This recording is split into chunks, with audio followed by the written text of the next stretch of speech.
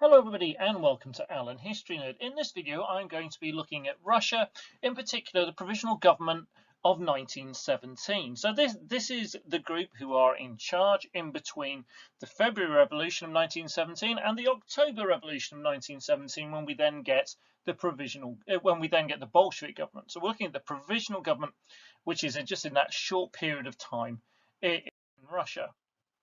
So this video is going to cover something called dual power, because power is split between the Provisional Government and the Petrograd Soviet. It's going to look at the problems faced by the Provisional Government. It's going to look at Lenin's return to Russia, the July days, and the Kornilov affair. I'm not going to go on to the October Revolution itself. I'm going to save that for a different video. To start off with, we're looking at dual power. So with Nicholas II no longer on the Russian throne, having abdicated, there were two bodies essentially competing for power in Russia. I mean, whether they're competing or complementing is maybe a bit of a matter of debate, but they were two separate bodies. There were the Duma and the Soviet, or the Provisional Government and the Soviet. The Provisional Committee of the Duma, made up of many parties across the political spectrum, but not including monarchists, obviously, because they'd wanted to keep Nicholas in power, or the Bolsheviks, who'd wanted to blow the whole thing up, formed itself into a provisional government on the 2nd of March. By then, there was the Petrograd Soviet, which is a collective, an organisation of workers and soldiers. It was only 3 days old, but it had 3,000 members from a whole range of left-wing political parties. The Bolsheviks at this point aren't the dominant group. They're quite a small minority at this point. So soon a situation of shared or dual power between the Provisional Government and the Soviet emerged. So we're in this really odd situation in Russia, where we've got two different bodies, both of which could claim a degree of legitimacy in terms of being in charge. To start off with, they got on quite well. They immediately issued an 8-point program, which included amnesty for political prisoners, total religious and political freedom, the promise of a new elections for a constituent assembly, and the abolition of capital punishment. So this is why it's known as the Provisional Government, because it was only ever supposed to be temporary, and therefore really actually the fact it doesn't survive very long is not an enormous surprise. It isn't set up to last very long, and then again, one of the reasons why the Soviet is happy to get along with it is because there's going to be this constituent assembly, there are going to be these elections, and those left-wing parties that are heavily involved in the Soviet are thinking, well, we're going to be the parties who are going to do really well in that constituent assembly, and therefore we can have our socialist government in the future once those elections have taken place. The independence of Poland was recognised. However, this initial kind of success in working together I think, was always going to be fairly short-lived, and there were some definite issues. The Provisional Government started to shift a bit to the right. The Soviets started to shift further and further to the left. And there were some fairly major issues that needed addressing. Now, then one issue that had been addressed was Order Number 1. Now, this stated that soldiers were only to accept orders from the Provisional Government if the Petrograd Soviet, had approved them. Now, without direct control of the army, it is hard to see how the Provisional Government really had any true power. So it was allowed to run the country essentially by the Petrograd Soviet, and it wasn't just the Petrograd Soviet. There were Soviets springing up all over Russia, particularly in the major towns and cities. But again, the Provisional Government, therefore, its grip on power is quite slim, and the fact that it can only kind of say, army, do this, and then has to look gently over to the side to the Petrograd Soviet, going, if it's okay with you guys, it's not a great position to be in as a government. Now, there were some really major problems that the Provisional Government faced. The first one I'm going to look at is the land question. So with the collapse of the Tsarist regime, peasants' demand for a greater share in the land kind of intensified. Now, both the Provisional Government and the Soviet recognised the peasants' right to the landed estate of the royal family and to an extent to church lands and things like that. However, many in the Provisional Government were actually landowners. They were from the propertied classes, either elements of the aristocracy or the middle classes. And so they didn't want a complete redistribution of land because they didn't want to lose all their own land and the wealth and status that brought. I mean, redistribution wasn't practical anyway, not in the middle of a war. It would have incited many of the peasant conscripts in the army to mutiny and return home to make sure they were getting their fair share. But the peasants in the countryside weren't prepared to wait, and they began to take matters into their own hands. And so kind of a bottom-up redistribution of land started to happen. Anyway, the provisional government's policy of creating a land commission seemed completely inadequate. And the Bolsheviks, as an alternative, didn't really have a great plan immediately anyway, because they didn't see the peasants as being revolutionary and therefore saw them as rather inconsequential or not part of the future revolutions that they were hoping of. So the land question is a complete mess, but it is something that Lenin, when he came back in April, was going to kind of seize on as an area he could really get kind of political capital from. The war was the other major problem faced by the provisional government. I mean, the Russian people just wanted it over. They wanted it to end. It brought hardship, it brought suffering, it brought death, it brought injury. It was having horrendous impacts on the Russian economy and on the Russian people. And they just simply weren't doing very well, which didn't help. Ending the war would, however, come at a hugely high cost. I mean, the provisional government was essentially being propped up by the Russian allies in the war, and the only reason it could function was because of the money it was being given and loaned. Without that money, it wouldn't have been able to operate as a government. But its chances of survival were highly limited because it was continuing the war, which was hugely unpopular. So it couldn't afford to do either thing particularly well, actually.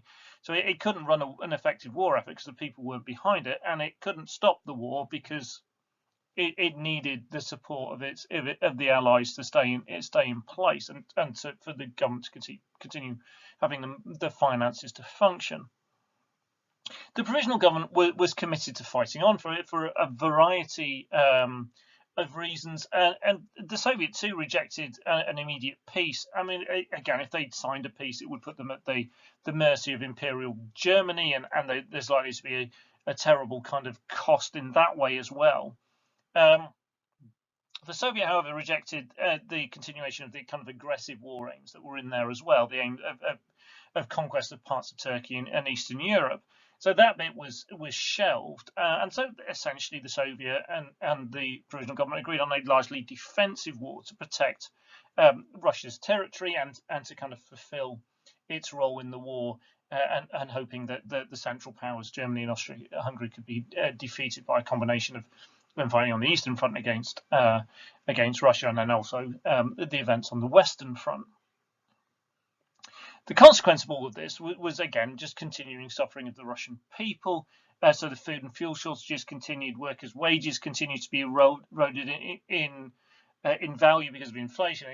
There was agreement in terms of trying to limit workers' hours, but with the demand for work and then also people needing to earn as much money as they could because of inflation, that didn't really work. So there was an idea of an 8-hour day, but I'm not sure how many people only ended up working that. And so with all of this, the provisional government became increasingly unpopular. And one of the major bits that undermined all of this was the desertions from the army. And a lot of this linked back to the land question, because people were hopeful that land was being redistributed, or heard that land was being redistributed by the peasants themselves in their area. So they deserted and they went home, and they saw fighting the war effort as futile. And there was Bolsheviks and others who were kind of spreading messages and trying to get people to persuade people to turn their back on the war. So all of this is a massive issue for the provisional government. To make matters worse for the provisional government, Lenin returned. So Lenin had been in exile in Switzerland. He was the leader of the Bolsheviks, and he returned at the beginning of April in 1917. Now, he arrived on a sealed train with the backing of the German government, and there's a lot of stuff about whether Lenin was working for the German government, was in cahoots with the German government. They helped him get there. They gave him a degree of support. They had essentially one aim that met, and then everything else they disagreed on. And one thing they wanted to do was they wanted to get Germany and Lenin wanted to get Russia out of the war, and therefore it was in Germany's interest of sending Lenin back into Russia. In no other way was Lenin a friend of Germany. He really didn't care what happened to Germany and its bourgeois government as far as he was concerned. But the fact that they could help him grab power in Russia, it meant that they work together. It's kind of like my enemy's enemy is my friend type idea. Now, one German official described the process of transporting and then releasing Lenin into Russia as a bit like transporting a deadly virus in a test tube, and then when you get to the destination, in this case Russia, breaking the test tube. And just watching that cause absolute chaos and destroy the body politic of Russia. Now, his arrival definitely transformed the fortunes of the Bolsheviks, who had really struggled to take any kind of advantage of what had happened in the February Revolution and then the advent of the Soviets and the Provisional Government since. They were severely outnumbered by Mensheviks and social revolutionaries in Petrograd, Soviet, and in other ones. They had been up until this point divided on how they should operate. Should they cooperate with the provisional government like the Mensheviks and the SR were? They lacked clear policies that the Mensheviks had, so they were going to work with the provisional government as they felt it represented the capitalist democratic phase of the Marxist theory. And therefore the socialist state would have to wait, but this was the next stage as Marx wrote it. Now remember, the split between the Bolsheviks and the Mensheviks had come over the fact that Lenin didn't see the need to wait through all the different phases as Marx had written them out. So Lenin delivered his April thesis, and this was his kind of political program, his kind of manifesto of what the Bolsheviks were now going to stand for. So he called for an immediate end to the war, no cooperation with the provisional government, a transfer of all state power to the Soviets, land to be given to the peasants, and a socialization or creating of a socialist economy. And this translated quite nicely into kind of easy to grasp slogans. So peace, bread, land, all power to the Soviets, end the war. All kind of stuff that was really stuff that people could get behind. There was clearly something in that for all the Russian people, and it would improve the people's lives, and therefore peasants and workers alike could see an attraction in what the Bolsheviks were offering. So Lenin's vision of a second revolution, led by a hardcore professional revolutionaries on behalf of the people, that was what was behind all this. Now, he isn't looking just to make the lives of the Russian people better, though as part of that. What he wants is a second revolution. And he set this out in 1902 in his pamphlet, What's to be Done. And again, this is a clear indication of the differences between the Bolsheviks and the Mensheviks. In May and June, the cooperation between the Provisional Government and the Soviet increased as the Provisional Government moved left, kind of getting itself closer to the Soviet. And this followed some violent demonstrations against Milyukov, who was the Minister for War. And in this, it kind of demonstrated the Provisional Government, the power was lying with the workers and the soldiers, and again, if they were to go against that, they were in a really weak position. 6 representatives from the Soviet became ministers in the Provisional Government. This included Alexander Karensky. Now, Karensky becomes the key figure in the Provisional Government. He was a member of the Trudoviks, who were linked with the SR. So he's an SR man, so a socialist revolutionary, who is now both in the Soviet and in the Provisional Government. So he became Minister for War, and he led the Provisional Government in July. So this kind of shows that the left-wing parties, like the SR, and there was also the Mensheviks, were were cooperating with the provisional government, and in contrast to this, the Bolsheviks are standing very much outside it, attacking the provisional government and offering a kind of alternative. Now, Karensky did his best to try and keep the war effort going and trying to inspire a kind of nationalism in defence of the revolution and the socialist state that was going to come once the elections and everything happened. This all went horribly wrong, however. So we've got the July days. So the army launched a major offensive in the southwest, which was a complete disaster. Again, and very significant as well, because actually, if you remember, we said that the Soviet and the provisional government had kind of agreed on a defensive war. So an offensive didn't really fit with that, and it looks like the provisional government is going back on some of its promises. So its standing took a serious blow. Lvov, who stood down and was replaced by Karensky, and then there was a series of very serious demonstrations, a small armed insurrection, referred to as the July Days in Petrograd. Now, there is actually some really quite heated historical debate about the role of the Bolsheviks in organising these demonstrations. There were many protesters clearly carrying banners with Bolshevik slogans on, and we saw how slogan-friendly the April thesis was. It was put down fairly easily, and so the Bolsheviks have pulled away, trying to not to get associated with this failure, and therefore the interpretations of it vary really dramatically. Because if you get a Bolshevik view on it, then it was a spontaneous uprising; it was nothing to do with them. And then they were wrongly accused of being behind it. If you listen to the Mensheviks and others, then this was a Bolshevik attempt to seize power that went wrong and failed. So the Bolsheviks, including Lenin, now go into hiding to avoid arrest. In August, we get the Kornilov affair. So General Kornilov was head of the armed forces down in the southwest and been part of this failed offensive. So he now orders a large number of troops to march on Petrograd to restore order. His ultimate aim is unclear, but it is clear that he wanted to remove the Soviets from its role in government. He definitely saw Lenin as a German spy, and he was angry at the Bolsheviks and others' efforts in undermining the army and leading to desertion and problems at the front. He may have intended to also replace the provisional government and restore autocracy, or possibly a military dictatorship, possibly with himself as dictator. So the provisional government needs to defend itself, but it doesn't really have any control of the army, given order number 1, and so it needs to turn to the Soviet to defend Petrograd. So they need to call on support of all loyal workers and arm them. This meant the Bolsheviks, who could mobilise and organise a large number of workers and soldiers into a defence force led by their own Red Guards that had been growing throughout this period. So the provisional government provided them with arms and released several Bolshevik leaders who had been arrested in July following the July Days from jail.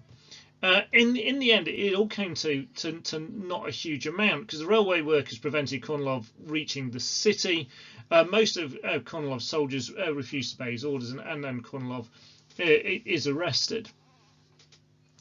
The Bolsheviks did, however, have a huge surge in support, because they were seen as the defenders of the capital against the forces of counter-revolution, which is a kind of an accolade they gained without actually really having to do very much. They were now also really well armed. So this really does look like the provisional government quite literally shooting itself in the foot. I hope that's been helpful for you. There will be videos following on from this one which will go into the details of the October Revolution itself, and then into the time frame of Lenin and the Civil War, and then Stalin and Khrushchev. We're going to go through all the way through eventually into the 1960s. So this is part of my series on Tsarist and Communist Russia. This is unusual, this video, because it's a little bit in the middle, which is neither Tsarist nor communist. So a nice kind of central part to it, a really important stage in this bit of history. It's all designed for students studying A-level history, AQA 1H, but hopefully also interesting to anybody else who's just interested in this absolutely fascinating bit of Russian history. If you haven't done also already, then please subscribe, and there's this playlist and then there's numerous others on various bits of history and politics. If you've enjoyed the video, please hit like, and if you have any comments or questions, please stick them in the comment section. Thank you very much for watching.